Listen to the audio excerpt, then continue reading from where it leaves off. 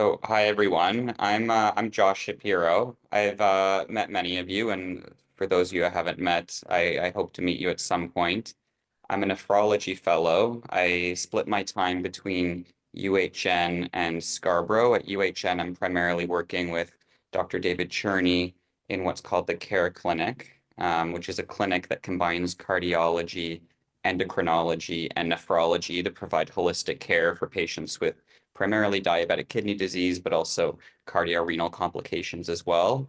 And there's an exciting new partnership between Scarborough and UHN that has allowed this fellowship to expand to Scarborough as well, where a similar clinic has already started to be built out. And it's been a really great privilege to be a part of the building out of a version of that clinic at Scarborough.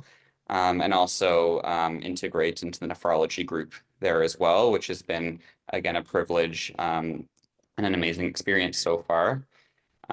So at Scarborough, I'm working primarily under Dr. Paul Tam. So thank you both to Dr. Tam and Dr. Cherney for making this possible. Today, I'm going to be talking about what my fellowship is focused on, which is the treatment of diabetic kidney disease. And in particular, there's been quite a lot of progress recently, and a lot of trials that have come out with new evidence for therapies for diabetic kidney disease. And I'm going to try to walk through some of the recent evidence and create some practical prescribing guidelines and tips for how to apply the evidence. So I'm going to assume everyone, I see the presenter view. I'm going to assume everyone can see my slides. If not, let me know. I have no disclosures. And again, so the outline is going to be first, I'm going to walk through the kind of mountain of evidence that has built up recently, really just over the last 5 or so years for ACE inhibitors and ARBs. That's a little more remote evidence, but for SGLT2 inhibitors, non-steroidal mineralocorticoid antagonists, and GLP-1 agonists, I'm going to talk about the recent trials, and then we'll consolidate those into prescribing guidelines. I want to spend a bit of time on this figure first, which was a figure that recently came out in the KDIGO guidelines that highlights two important things. One, in the vertical column is, so this is an overview of CKD, and in the vertical column, as you go down, you get higher and higher stages of CKD, or lower and lower levels of GFR. And I think this is classically how a lot of us think about CKD. That the lower the GFR, the more severe it is. And that's reflected in the fact that, as you can see, the colors as you go down, they turn from green to orange to red, which reflects higher risk of bad outcomes occurring, such as ending up on dialysis. So, of course, GFR is an extremely important part of kidney disease, and particularly as the GFR dips below 30, that's if a nephrologist isn't involved already, that's where nephrologists probably should be involved, and below 15, you're really starting to think about dialysis. But I think as time and evidence progresses, we're appreciating more and more the significance of the horizontal column, which represents protein in the urine. And I'm going to spend a little bit of time talking about how we measure and interpret protein tests, which is probably going to be a review for a lot of you from med school, but I think it's worth just spending a little bit of time on. So we see in the horizontal column A1, A2, A3. A1, and A represents essentially albuminuria. A1 is normal. So that's an ACR, an albumin to creatinine ratio, less than 3, or less than 30 milligrams per day of albumin in the urine. Whereas A3 is the most severe level of albuminuria, which is over 300 milligrams of albumin in the urine per day, or an ACR over 30. Couple of points I just want to talk about quickly there. One is the fact that we're talking about albuminuria, and some people might ask, why not talk about proteinuria? And the answer to that is most of the time they're roughly equivalent. In rare cases, like in myeloma, when patients have antibodies or light chains in their urine, you might see non-albumin protein in the urine. But most of the time, if there's protein in the urine, usually due to a glomerular cause, it's going to be albumin protein in the urine. And particularly in diabetes, diabetic nephropathy, that's the type of protein we see. So when we talk about albuminuria, it's roughly interchangeable with talking about proteinuria. Those typically are equivalent except in certain circumstances. The reason we measure albuminuria instead of proteinuria is in part related to what they measure in trials. So in all the trials I'm going to talk about, they focus on albuminuria. And the tests for albuminuria, like the ACR, can be a bit more precise than the test for proteinuria. So that's part of the reason we use that. The other thing is ACR, as many of you know, is milligrams of albumin per millimoles of creatinine. And we estimate that someone will excrete about 10 millimoles of creatinine per day, the average person. Obviously, there's a wide variance, but on average, we say roughly 10 millimoles of creatinine per day is excreted in the urine. So if we take an ACR, that's a milligram of albumin per 1 millimole of creatinine, we can say over 24 hours, if we multiply by 10, that's roughly the projected 24-hour albumin production. So an ACR of 3 milligrams per millimole multiplied by 10 would be 30. So that would project to roughly 30 milligrams of albumin per day. And as you can see, as you go across the horizontal column, the colors get redder and redder, reflecting that similar to GFR, the level of albumin in the urine is a very important prognostic marker for risk. And not only can we use it to prognosticate, in this case, we're talking about diabetic kidney disease, but really all forms of kidney disease, but we can use it as a treatment target in that if we can drive the level of albuminuria down, and all of the medications today I'm going to talk about do that, we actually affect the prognosis. So we have a treatment target in diabetic kidney disease, which is albuminuria, to get that as low as possible, ideally into the A1 range for an ACR less than 3. But many people, we can't get them there. And any progress we can make, any dent we can make in the albuminuria does make a difference in the risk of bad renal or bad cardiovascular outcomes occurring. So I'm going to talk a little bit about kind of our tried and true ACE inhibitors and ARBs, just because they are one of the central pillars. Obviously, everyone here is familiar with how these work and prescribing them. I'll do a very quick review in that there's probably a lot of pathways by which these work, but I think classically we're taught that they reduce intraglomerular pressure. And the way they do this is you have the afferent arterial, so blood entering the glomerulus. You have the efferent arterial, blood exiting the glomerulus, and they dilate the efferent arterial to allow more blood to exit the glomerulus, and in doing that, lower the pressure in the glomerulus.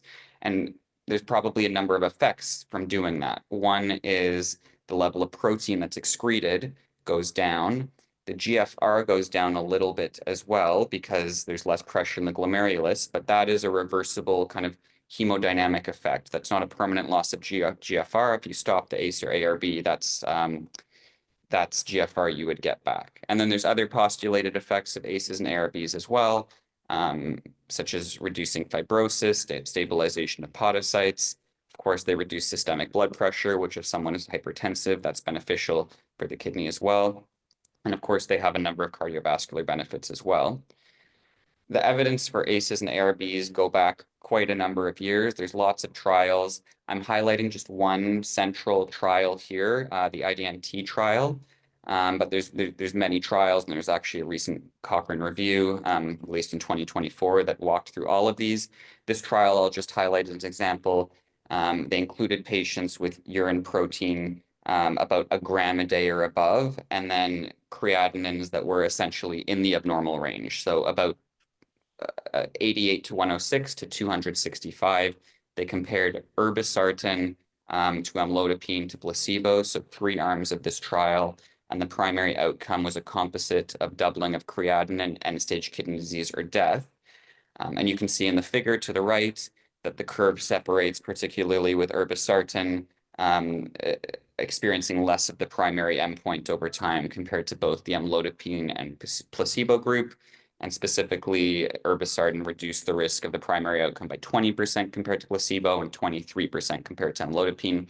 And this was one of the central trials back in the day. This was released in 2001, that that solidified ACEs and ARBs as a central part of treating diabetic kidney disease.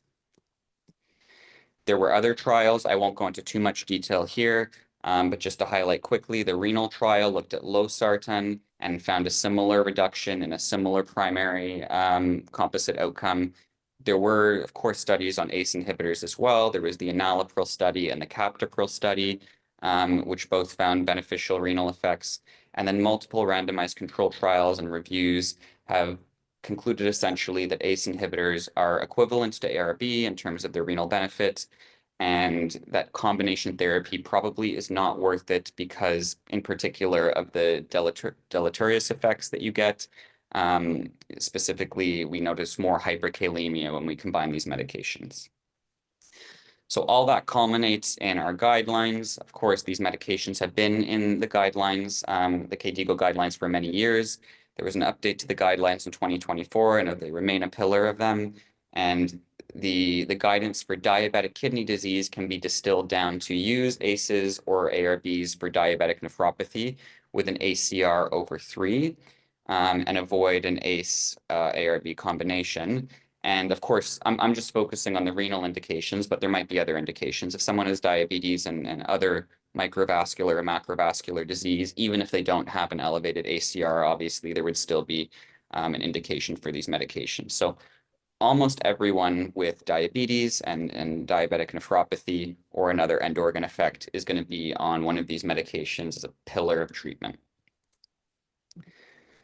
So for a very long time, those medications were the only options we had to slow down the progression of diabetic kidney disease. So it was very exciting when a few years ago, SGLT2 inhibitors came on the block.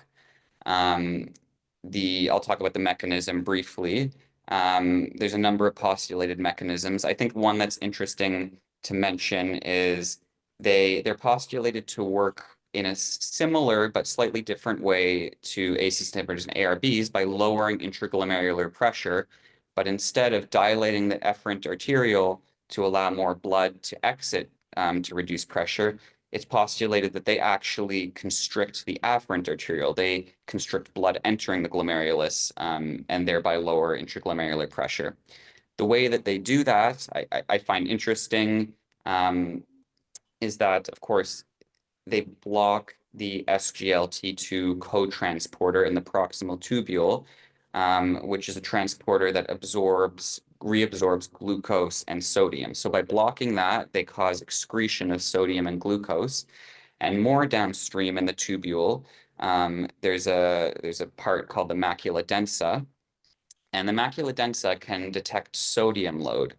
And if there's a really big sodium load that it detects, it will actually constrict the afferent arteriole to lower the GFR. And the reason it does that is because if you have tubular damage, and classically what we all have seen is ATN, where you can get really, really bad tubular damage, and you can get tubular dysfunction where sodium isn't being reabsorbed and you get a ton of sodium being excreted, that can be lethal. If someone just is rapidly excreting all their sodium, they can't reabsorb it, their blood pressure is going to go down, and they could die of shock. So there's actually an inbuilt protective mechanism in the kidney, specifically the macula densa, to detect if there's really high levels of sodium, to then actually lower the GFR. So there's less blood flow going through the kidney, so that the fact that the tubules are leaking sodium isn't as impactful because the GFR is actually lower. And that's the reason that in ATN, GFR actually goes down, even though it's a tubular injury.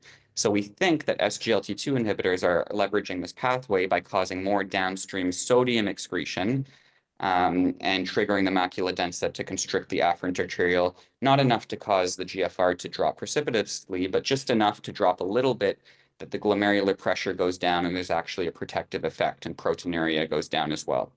There's been other postulated mechanisms as well, but I think that's one of the most interesting ones. And the first trial for that really had an impact on the treatment of diabetic kidney disease for SGLT2 inhibitors was the Credence trial in 2019. This included patients with ACRs of 300 to 5,000 milligrams per gram. And I'm actually, you'll notice that the ACR there is in milligrams per gram, whereas we're used to looking at ACR in milligrams per millimole. So just to be aware, all of the trials actually use units that are a little bit different than the ones we use. And it's actually fairly easy to convert between the two. So this is milligrams of albumin per gram of creatinine, as opposed to milligrams of albumin per millimole of creatinine. And there's actually conveniently approximately 10 millimoles of creatinine in a gram of creatinine. So if you take the ACR that the trials are using in milligrams per gram and divide it by 10, you basically get back to our ACR of milligrams per millimole. But just don't get confused when you're looking at these trials because they're all going to be reporting in this milligrams per gram. But most of the time when we're ordering tests in Canada, we're seeing ACR in milligrams per millimole. So divide by 10. So ACR of 300 to 5,000 milligrams per gram and a GFR of 30 to 90. These were all patients with diabetes. They compared canagliflozin to placebo, and the outcome was a composite of end-stage kidney disease, doubling of creatinine, or renal and cardiovascular death. And this was a really, really big trial because it found that the risk of that primary composite outcome was reduced by 30%. So this was one of the first medications in a very long time to actually be found to have a beneficial effect on this outcome. And you can see to the right, there's the figure showing the separation of the curve over time with canagliflozin seeing less of the patients have an event compared to placebo. You can see that the ACR was lowered by 31%. So SGLT2 inhibitors lower albumin to creatinine ratio, and they cause the GFR decline to be less steep over time. And I'm going to talk about this a little more later, but you can see that in the canagliflozin group, because of that constriction of the afferent arteriole and the lowering of intraglomerular pressure, there's actually an initial dip in the loss of GFR. But that's a reversible hemodynamic effect if you stop the medication. And then subsequent to that, the slope is less steep compared to placebo. And overall, the GFR loss was reduced by 2.74 milliliters per minute per year, which is a big deal, especially projected over many years. The trial also looked at a number of secondary outcomes, and in particular, it was found that there's cardiovascular benefits as well. So for example, a 31% lower risk of cardiovascular death or heart failure hospitalization, a 20% lower risk of cardiovascular death, MI, or stroke. Those were both composite outcomes. And then there was some subgroup analyses. I caution putting too much weight into these because you'll see in a number of these trials, the subgroup analyses are interesting and certainly they're hypothesis generating, but the trials are not powered or designed to specifically detect subgroup differences. So these are more hypothesis generating, but at least in this figure, you can see there's a possible signal towards maybe a greater benefit with lower GFR and higher ACR. But again, I wouldn't put too much weight into that. And the particularly because also the p values, the interaction p values were over 0.05. So that was Credence in 2019. And then in 2020, DAPA-CKD came out, which was another very important trial. And what was interesting about this trial is they included patients, again, with albuminuric CKD. So here, ACR 200 to 5,000 and GFR 25 to 75, but patients with or without diabetes.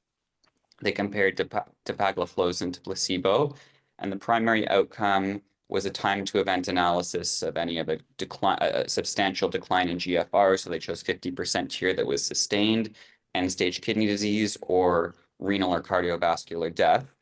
For all these trials I'm talking about as well, all patients had to be on a maximally tolerated dose of ACE inhibitor or ARB, by the way, before randomization to the trial therapy.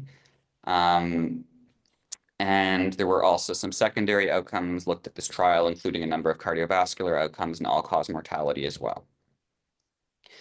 So this was a positive trial. Dapagliflozin reduced the risk of the primary outcome by 39%, and again, was found to reduce GFR decline by 1.92 milliliters per minute per year.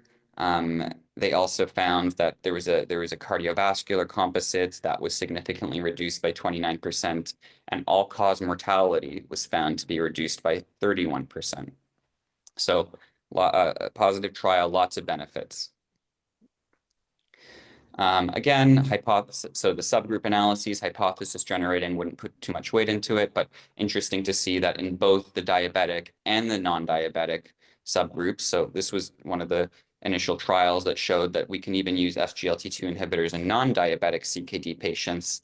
There seemed to be a positive effect in ACR above and below 1,000 milligrams per gram, and in a GFR above and below 45 seems to be beneficial pretty much across the board. And then finally, in 2022, the empagliflozin EMPA-KIDNEY trial was published. And this, again, pushed the boundaries a little bit more. You'll see that as the years went on, the trials were focusing more and more on patients with lower and lower GFRs, and the criteria for ACR became less and less stringent. So looking at patients not necessarily with as much albuminuria and lower GFRs. And one of the arms of this trial actually didn't have an ACR requirement. So it was just a GFR of 20 to 45, meaning that if this was going to be positive, there would now be an indication that an SGLT2 inhibitor could be beneficial regardless of the level of proteinuria. So this trial compared empagliflozin 10 milligrams daily versus placebo. And again, patients had to be on a maximally tolerated dose of ACE, ARB. And kind of what I just alluded to is that each trial is looking at a slightly different population, and EMPA-KIDNEY specifically was started to include patients with lower GFRs and lower levels of ACR. And the primary outcome was first occurrence of progression of kidney disease or cardiovascular death. Progression of kidney disease was defined as one of end-stage kidney disease, dialysis initiation, GFR less than 10, a decline of 40%, or renal death. And there were a number of secondary outcomes looked at as well, particularly cardiovascular outcomes. And you can see that for the primary outcome, again, this was a positive trial, empagliflozin reduced the risk of the primary outcome occurring by 28%. And this figure highlights all these trials are over a short period of time, generally a period of 2 to 4 years, often stopped early for efficacy.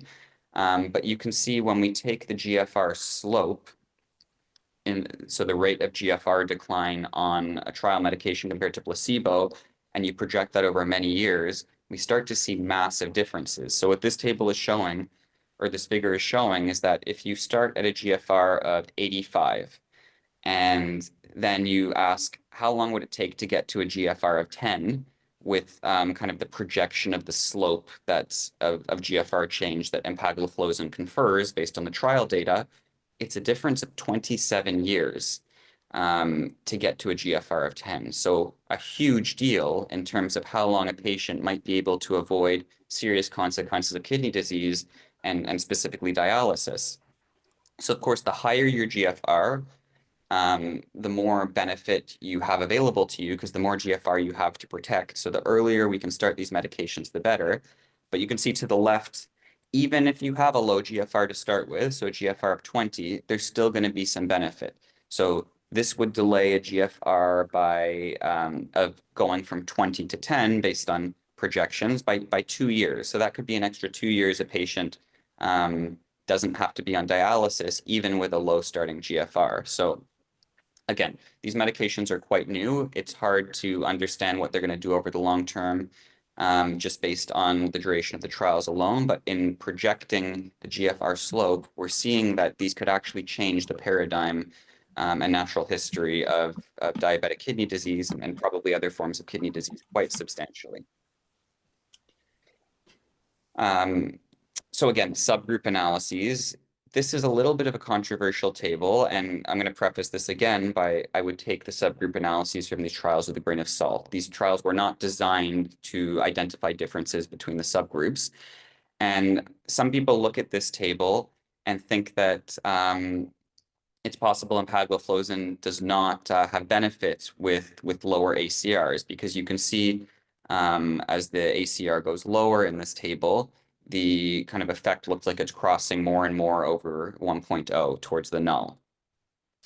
But again, this table is the trial was not powered to necessarily detect those differences. So I would take this table with a grain of salt. And then furthermore, there was another secondary analysis done specific to the chronic slope. So I mentioned a bit before, and I'm sure you're all familiar with this concept again, that impact then SGLT2 inhibitors and ACE inhibitors as well, and finerenone, which we're going to talk about soon, all cause a hemodynamic effect in the kidney that lowers pressure in the kidney. It's beneficial, but it causes an acute drop in GFR that stops after a period of probably a couple of weeks. And after that, you see that the loss of GFR, the slope of the loss of GFR tends to be better than placebo. So the acute slope is actually not as clinically relevant because it's also reversible. But the chronic slope is really what's clinically relevant when we're looking at the effect that these medications are having on people over a long time. So it's possible that when you integrate the acute slope into your calculation, especially over the fairly short follow-up periods of the study, the acute slope is going to put a little bit of noise in your interpretation of the data that might kind of affect your interpretation of how effective these medications are. So you can look at just the chronic slope to get another view of the outcome. And there was a secondary analysis of EMPA-KIDNEY that looked specifically at the chronic slope. And again, this is also kind of secondary analyses. These were not the primary outcome, so hypothesis generating, but interesting to see that when you look at just the chronic slope across all levels of ACR, including ACR less than 30, there seems to be a benefit of empagliflozin. But I think the most important thing to take away from this trial is that one of the inclusion groups was that GFR of 20 to 45, and the primary outcome was positive. So that is the main reason that this trial basically empowered us to say that we now have a therapy that probably confers benefit in patients not just with proteinuria, but even patients without proteinuria. And this was reflected in the 2024 KDIGO guidelines that essentially said any patient with type 2 diabetic nephropathy, regardless of their ACR, should be on an SGLT2 inhibitor. So this was, again, a paradigm shift for diabetic kidney disease. Essentially, almost all patients now with diabetic kidney disease now have a second pillar. There should be an ACE and ARB and an SGLT2 inhibitor, regardless of the ACR. Because of the trial design in that it limited entry to GFRs above 20, currently the prescribing guidelines say not to initiate SGLT2 inhibitors if the GFR is less than 20. The GFR needs to be over 20 to initiate them.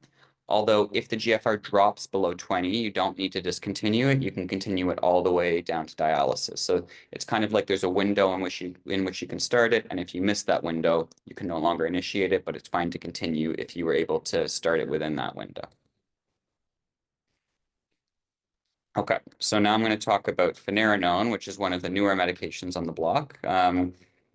This might be a little less familiar to some people because I find that a lot of patients we're seeing on this in our clinic are on ACEs inhibitors, ARBs. They're on SGLT2 inhibitors. They're often on Ozempic, but finerenone is a medication that a lot of people are coming into our diabetic kidney disease clinics not on, and that's because it's one of the newer medications.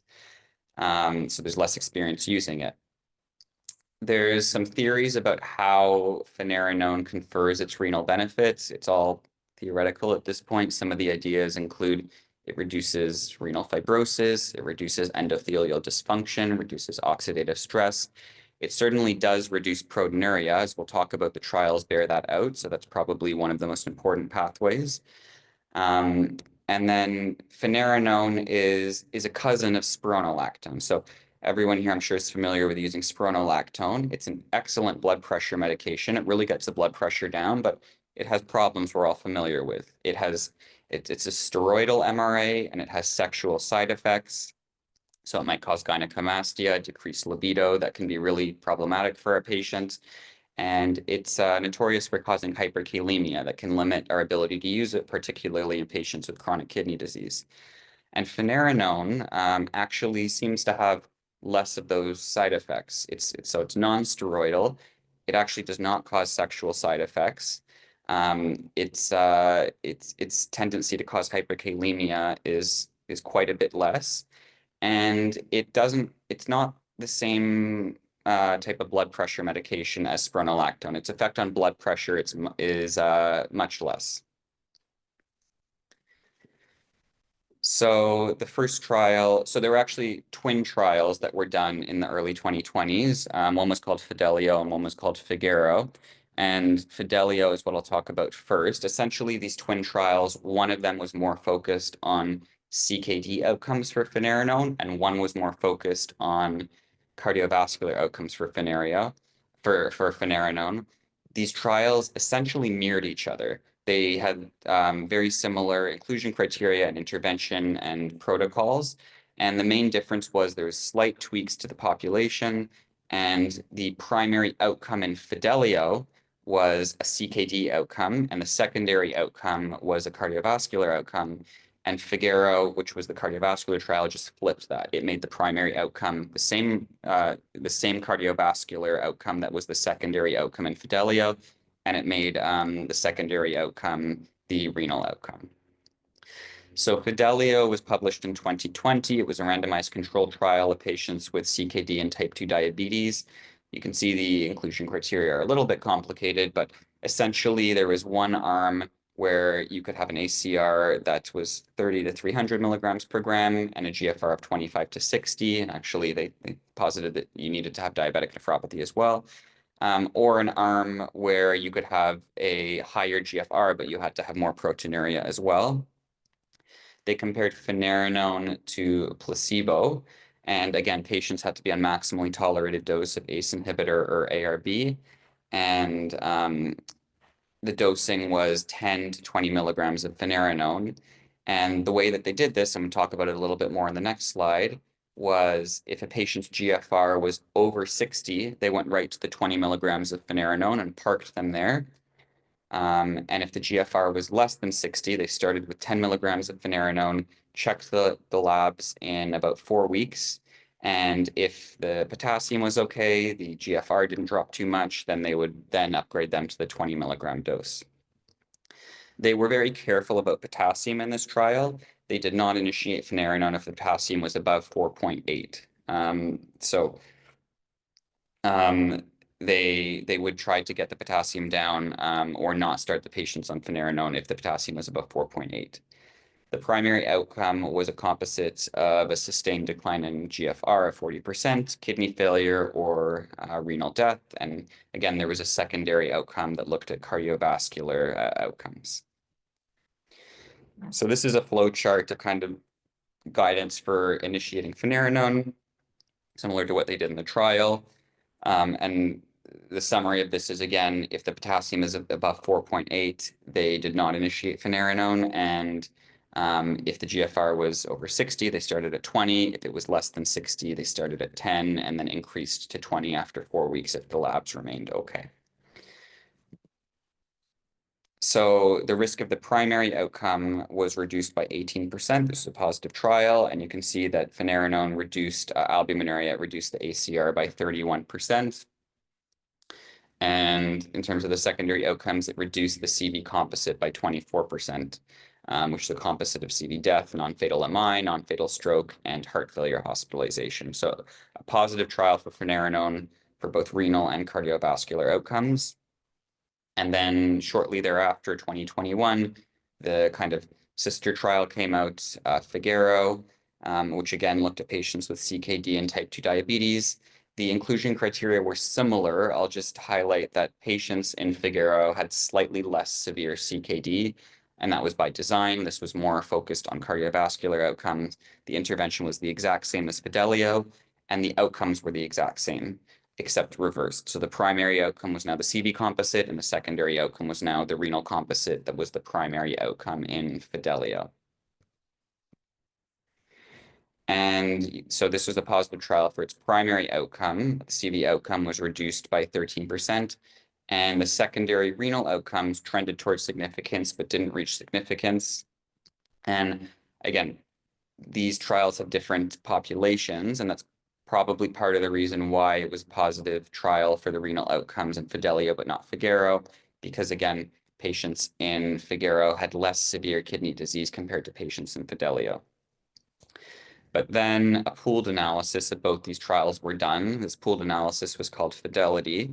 And when all the data was pooled, they found that the kidney composite was reduced by 23%, the risk of dialysis reduced by 20%, the CV composite reduced by 14%, hospitalization for heart failure reduced by 22%. So the pooled analysis showed this positive outcome across the board for both renal and cardiovascular outcomes. So you might be wondering, what did finerenone do to potassium, given that we know spironolactone has a big impact on potassium? It didn't have a ton of effect on potassium, which was great to see. It increased the potassium by a mean of 0.23 millimoles per liter compared to placebo. There was more hyperkalemia in finerenone compared to placebo, so 14% incidence of hyperkalemia in finerenone compared to 6.9% in placebo. But serious hyperkalemia was really rare in both groups. So there's 1.1% incidence of serious hyperkalemia in finerenone compared to 0.2% in placebo, and fatal hyperkalemia didn't occur. So clinically meaningful hyperkalemia was actually quite rare on finerenone. And then in terms of blood pressure, if you dig into kind of the appendix of these trials, I found it interesting just to go see what finerenone did to blood pressure. It had a modest impact on blood pressure. So you can see patients on placebo, their blood pressure rose by about 0.5 millimeter of mercury, and patients on finerenone, their systolic blood pressure dropped by about 3. So this is not really a blood pressure medication. It might cause the blood pressure to go down a little bit, but I certainly wouldn't lean on this to do the bulk of the work in someone with hypertension. And for reference, I looked up kind of a meta-analysis of spironolactone. Obviously, the populations are going to be different compared to Fidelity. So this is not one-to-one comparable, but just interesting to see that in at least the meta-analysis I found, spironolactone might decrease systolic blood pressure by 7 to 13 millimeters of mercury. So certainly seems like finerenone comparatively has much less of an effect on blood pressure. So the KDIGO 2024 guidelines did integrate finerenone or non-steroidal MRAs into their guidelines, and they've suggested that anyone with an ACR over 3 milligrams per millimole should be on finerenone if their ACR isn't controlled on just ACE inhibitor ARB plus SGLT2 inhibitor. So according to the guidelines, this would be more of an add-on medication if the ACR remains uncontrolled despite the other two pillars. There's a similar caveat to SGLT2 inhibitors where there's a GFR limit at which you can start the medication, but below which you can't start it. But if the GFR drops below, you can still continue it all the way to dialysis. It's a little bit higher for finerenone, so the number's 25. If someone has a GFR of 25 or above, you can start finerenone, and even if it drops below that, you can continue it.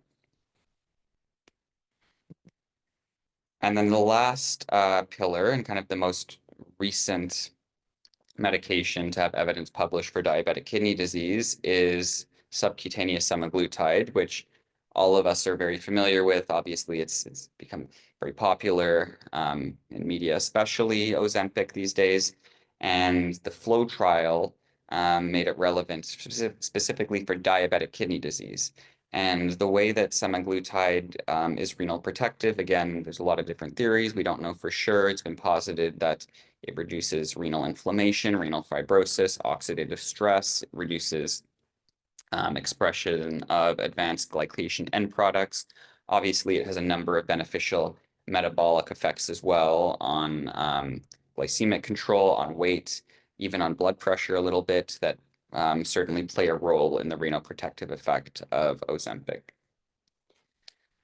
So the FLOW trial is a RCT that was published towards the end of 2024, so fairly recently. It looked at patients with chronic kidney disease and type 2 diabetes. You can see there were kind of two sets of inclusion criteria, either an ACR of 300 to 5,000 and a GFR of 50 to 75, or a GFR that was lower with a bit more of a permissive ACR inclusion. So you could have less ACR if your GFR was lower. And the intervention was subcutaneous semaglutide or placebo. Again, patients needed to be on a maximally tolerated dose of ACE inhibitor A or B. And the dosing criteria or rather protocol is familiar to us all. You would start at 0.25 milligrams of Ozempic weekly, and then after 4 weeks of tolerated, increase to 0.5, and then they increase to 1 milligrams as the top level dose after another 4 weeks of tolerated. The primary outcome was a sustained 50% decline in GFR, kidney failure, or renal or cardiovascular death. And this was a positive trial that they found that the primary outcome was reduced by 34%. The GFR slope was reduced as well. So GFR loss reduced by 1.16 milliliters per minute per year. And they looked at a number of other measures as well. They found that across the board, ACR was reduced, as expected, body weight and A1C was reduced. Blood pressure was reduced as well. They looked at cardiovascular outcomes, and they found a 31% reduction in cardiovascular death and an 18% reduction in first major cardiovascular event. So this trial was a big deal and added to our arsenal of medications for renal and cardioprotective benefit in diabetic kidney disease. In terms of the safety profile of Ozempic, they actually found that there were less serious adverse events in the Ozempic group compared to placebo, which is obviously reassuring. And then not surprisingly, they found that adverse events leading to discontinuation, primarily driven by GI disorders, was a bit more common in the Ozempic group compared to placebo. And I'm sure many of us have seen patients who have GI intolerance to Ozempic. Some patients are much more tolerant. Some patients react much more strongly. But that's the main side effect that we talk to patients about that might limit our ability to use Ozempic. But it was only 13% in the Ozempic group in the trial. And then Ozempic does tend to drop the A1C fairly quickly. So in patients with very high A1Cs, there's a small risk of progression of diabetic eye disease if you're dropping a very high A1C very quickly.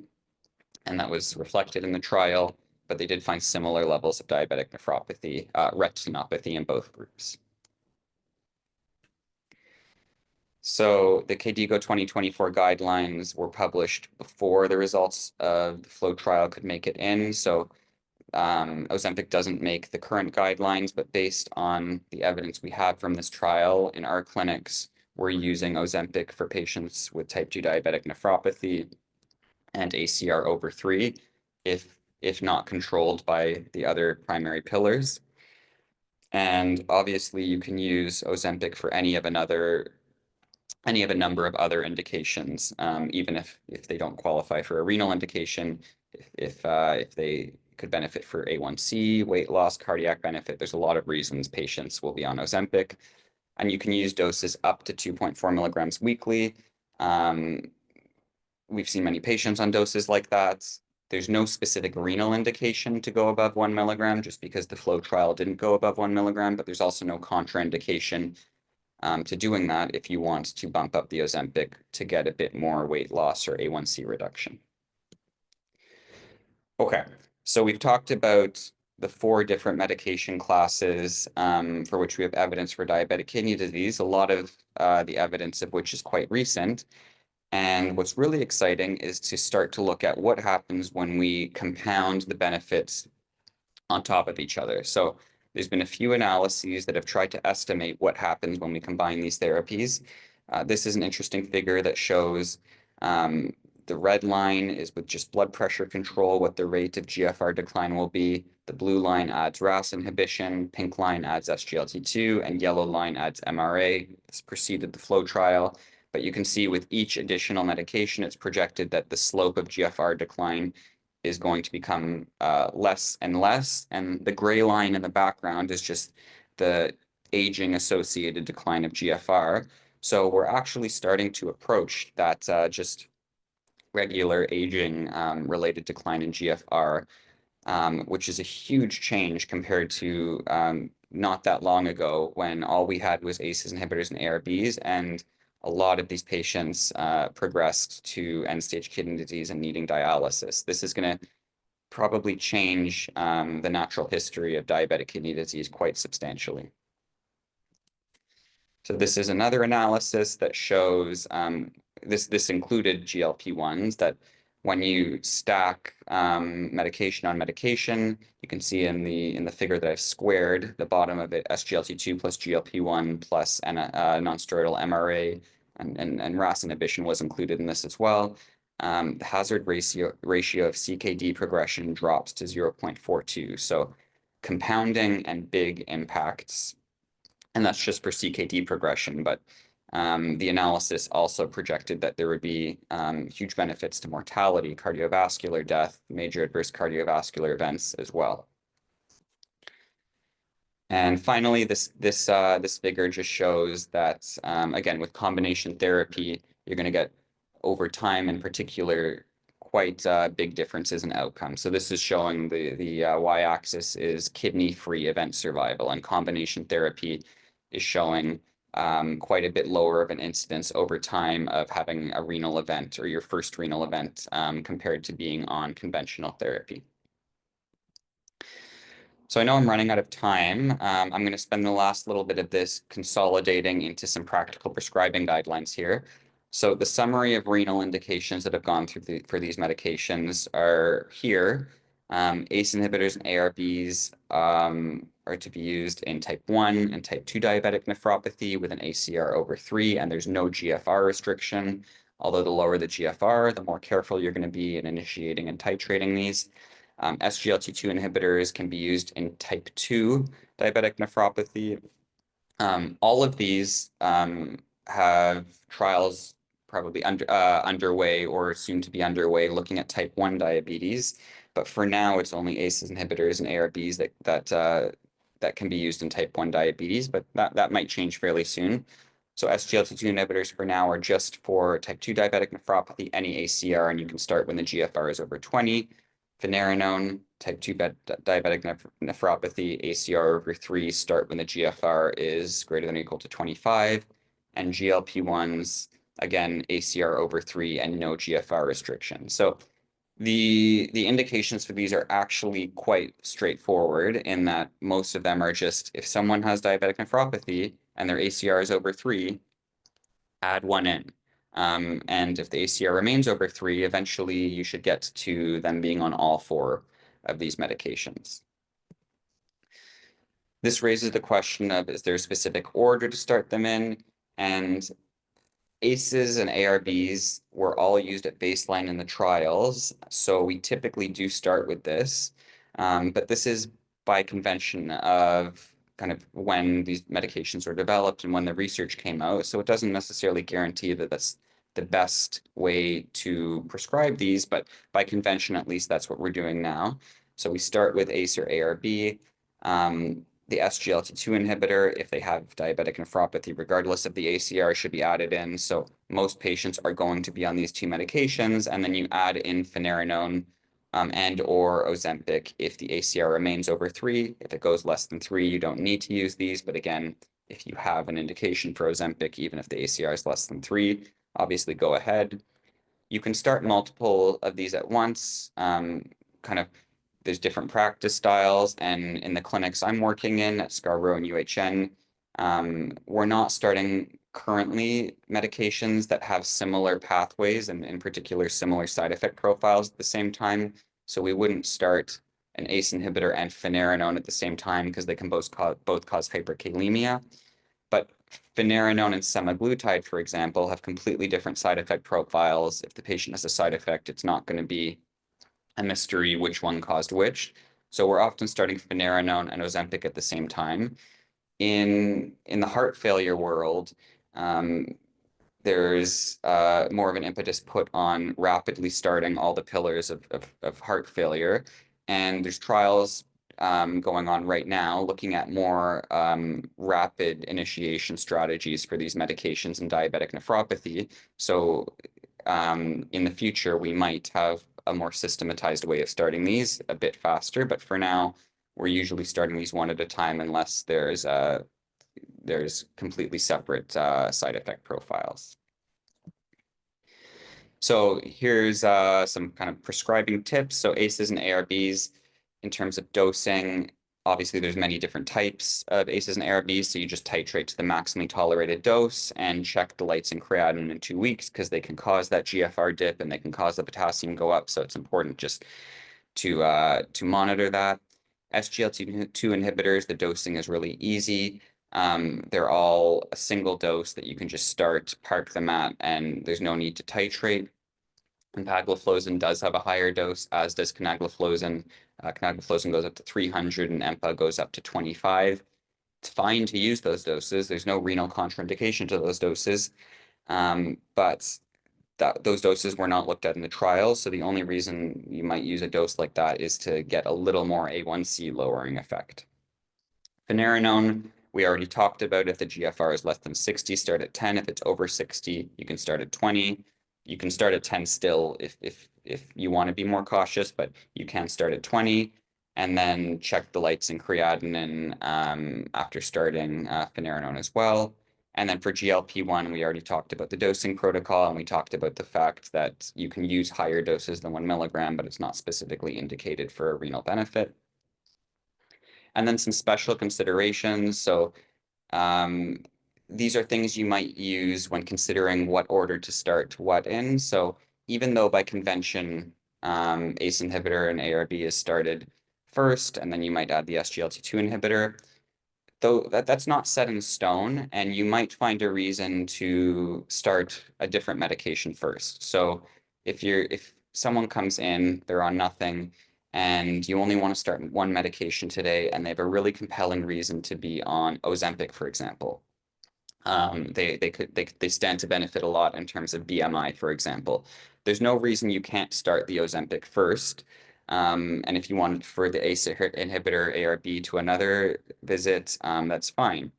So ACE inhibitors and ARBs obviously have their profile of things that they do, such as lower the blood pressure and raise the potassium, probably more so than any of the other medications here.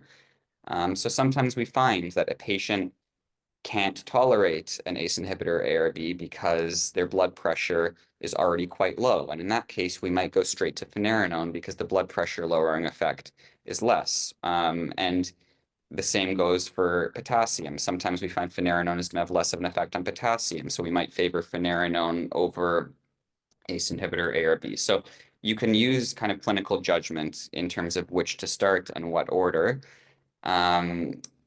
One important point is that SGLT2 inhibitors tend to normalize potassium. So if you have a patient who has a potassium that's high, it actually tends to bring the potassium down to the normal range, which makes SGLT2 inhibitors a really, really useful tool amongst these other medications that tend to raise the potassium. SGLT2 inhibitors and GLP-1s obviously lower the A1C. They both lower BMI. So that might be a compelling reason to start those sooner.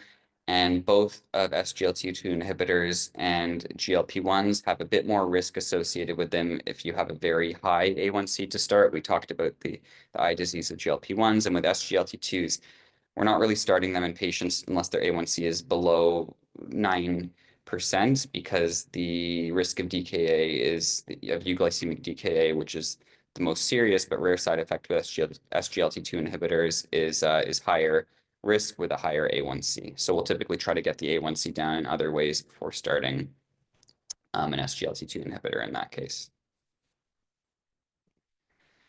So thank you very much, everyone, for coming, and a special thanks to Dr. Paul Tam and Dr. David Cherney. And I think we have 1 minute left. So I'm sure everyone has somewhere to be, but I'm happy to take any questions if there are any. George, it was a very, very good summary. There was one question on the chat, that the availability of finerenone. So you prescribe a lot. Can you make a comment on that? What is funded or not? Yeah. The availability of finerenone? Yes. So finerenone actually has an LU code now. I'd have to look it up, but in patients over 65, if you use the LU code, it's actually covered for diabetic nephropathy. So it's actually quite accessible.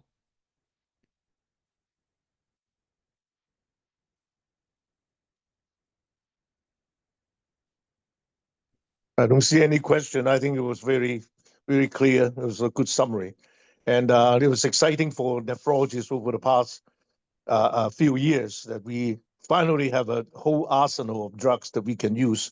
So much so that the dialysis company stocks are falling rapidly because they think that the number of patients getting onto dialysis will be less. But anyway, thank you, Josh, and all the good work you've done with the DKD clinic. Thank Thank you. you, everybody. Thank you. Bye-bye. Thank you, Josh. Thank you very much.